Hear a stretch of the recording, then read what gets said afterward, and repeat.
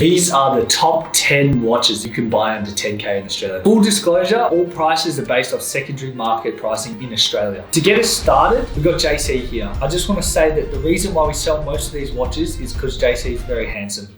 Now, number 10. We'll start at number 10. This is the IWC Pilot's Chronograph 43. Now, technically we don't actually have the watch here. I'm actually like the 44 mil and they call it the Top Gun. So Tom Cruise actually wore it in the movie Top Gun. That's why I like it. And some would even say I look like Tom Cruise but Asian. Is that correct? He wants to be the Asian version. Yeah, I wanted to be the Asian version of Tom Cruise. I'm a little bit taller, but it's 44 millimeters full. It's PVD coding. Fuck. It's a PVD code. It's the watch I like. How the fuck do I know, JC? Oh, ceramic. But it's a full PVD coated black, or is it ceramic? Ceramic. Fucking idiot. IWC did a really, really good job of just the case size. It's a little bit bigger on the wrist, but it's full black case. So you've got black on black. Wears really well. I quite like it. Chronograph feature for that sporty function. JC? Makes his bicep looks bigger as well. It's pretty good. Yeah, and you can get it for about 9,500. So we're talking 9,500 for this one. Makes your biceps look bigger apparently, and it's really, really good value for money. Coming in number 9, we'll say the JLC Reverso. You can get these between 6 to 10,000, I would say. It comes in the mono face, which is the single face, or the duo face, which is both sides. How do I describe it? Dual face, yeah. It's essentially two watches in one, the duo face. Yeah. Now, you won't get a modern version of this, I wouldn't think, but you will be able to get one of their older models in the small or the medium size. The reason why I like this is, I guess it's a dress watch now. Yes. But people used to wear this to pay, what's that sport? Polo, the rich man sport. Polo. You used to pay this because essentially what you could do is you could flip the watch over onto the other side, which we'll have a photo of this, won't we? Like it'll come. Yeah. And it'd protect the watch face or the watch dial from getting broken, so it actually hit the steel side. And I think that's just super, super functional. It's really, really cool. You don't see many watches that flip, and I think that's what drives the watch to sell really well in Australia. Coming in at number 8 is the Cartier Tank. Now, these come in various sizes. You've got the small, large, extra large. So I'd say the small is more for a lady's wrist. That's why JC wears it. But the main reason why I think this sells so well is because it's actually priced anywhere up, maximum up to 6,000 to 6,500. And it's, I would say, one of the Cartier's most classic timeless pieces. The Tank, for me, right, has been more than just a watch for watch people. What we found that is a lot of fashion people, a lot of couple, they all wear the Tank, and you can share that with your missus. So this is a watch that you cannot say, let me get back to you tomorrow and check with the wife. But yeah, I think the Tank is, like JC said, it's timeless and it's classic. It's a little bit different. You can dress this up. I mean, I've sold a lot of these watches to guys that are about to get married. And to be fair, his and hers as well. A lot of people do their his and hers with this model. Again, you will get one of these anywhere between, I'd say, 3,500, 4,000, all the way up to 6,000, depending on the size. Coming in at number 7 is the Grand Seiko Snowflake. Now, the reason why I like this model in particular, or Grand Seiko in general, is their dial finishing. I think in this budget, under 10K, there is no one that can compete with Grand Seiko in terms of dial finishing. On top of that, they've got Zaratsu polish, which is not something you see from a lot of other brands. And also, I would say that their movements are super, super, super... What am I trying to say, JC? Demure. Yes. Their movements are very intricate. Some would say, how does the hand sweeps on these models? Yeah, it doesn't like tick across, it actually sweeps. So it is demure. But the dial finishing and the polishing make these dials go crazy in different lights. Like from this light to sunlight, they almost look like two different dials. Yes. And I think that's why people are so attracted to it. I've never seen so many men buy pink dial watches because of Grand Seiko. That's true. I think for this watch, right, a lot of people, especially like when they first see this watch, they ask me and Callum like, oh, like is this like just Seiko? But I can tell you honestly, it is not Seiko. It's not Seiko. It's completely different. Cut that garbage out. It's not Seiko. Yeah. Like, stop telling me that Grand Seiko is Seiko. Yes. And I think Grand Seiko is actually made a really good price point in the secondary market. Yeah. Like amazing price point.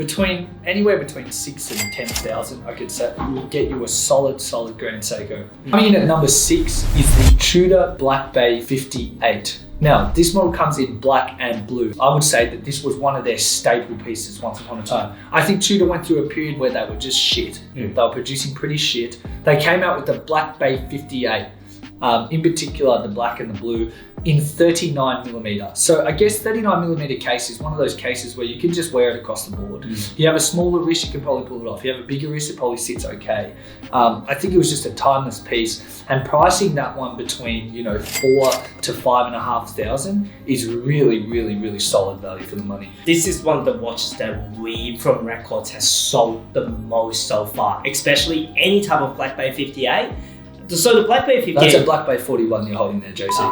This watch, right, is actually based off the original James Bond sub, which I think a lot of people didn't realize. Personally, for me, I'll be very honest, I actually like the look of this watch even better than the modern sub because it's got a vintage look for it. There's a period of time where Cal and I have sold so many of these that honestly, when I wake up daily, the first image in my head is Black Bay. So, well.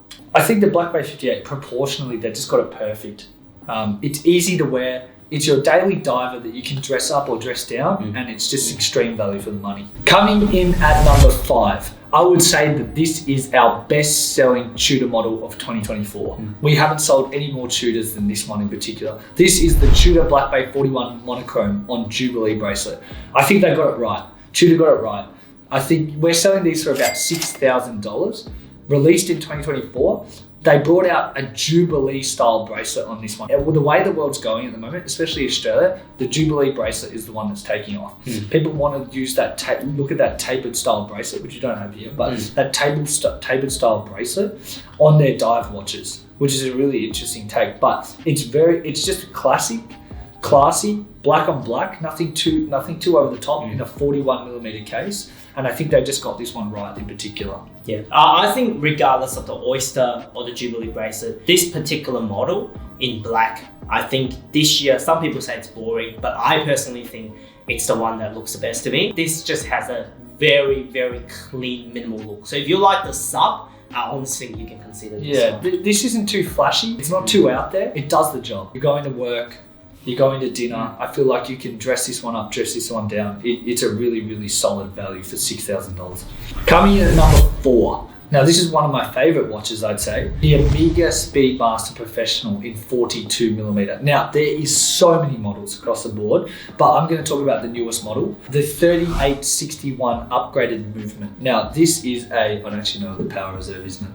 Fuck the power reserve, it doesn't matter. It doesn't. But essentially they've tapered the bracelet and upgraded the movement. Now you've got two options. You've got the Hesalite crystal and the sapphire crystal. On the sapphire model, it's an open case back. Now you're looking at anywhere between 7,000 and 9,000 for the Hesalite, and I would say you're pushing 9+ on the sapphire. I think what's cool, to be very honest, this is Cal's favorite. I don't necessarily like the aesthetics, but one thing I gotta give it to this watch, right, is I haven't seen a watch that can do all the functions in one with that price point and having that history and having that iconic look. I still think, even though it's not my taste, this is one of the watches that is the most iconic in its appearance. If you look at it as a chronograph. Now, this model has hardly changed. They've changed the movement, they've changed a few things on the dial, but if you look at it, it's a timeless piece. Because you look at it, 42mm, it wears perfect on the wrist, the new tapered bracelet, the chronograph function, it is a do-everything watch. Coming in at number 3, I would say JC's favourite. Some would say the Datejust two-tone 36 is the Hong Kong special, the Hong Kong Uncle special. So I'm not sure if you guys seen the movie Young and Dangerous, and I can tell you what, named after JC in particular. My grandfather wear this every day, and this is the watch that every, I think, Asian uncle, every hustler, every G's, every single dude in Asia has one of these. You gotta have one of these. It's crazy because it's true. It's a famous scene in the film, right? I talk about this watch, where it is this exact watch where this dude is gonna flat overseas, and the dude flew across the river and he picked up the watch as a staple of brotherhood. So for me, right, I grew up seeing this watch every day, and I actually got this watch from my dad as well. So I think this watch for me means more than just watch. Now, we've got two models here in particular. They're both 16233s. This is probably my favorite reference. 36mm case, Jubilee bracelet, and we've got a diamond dial and a stick dial. Now, I guess the most iconic for me, you can get these in full steel, which are well under 10K as well.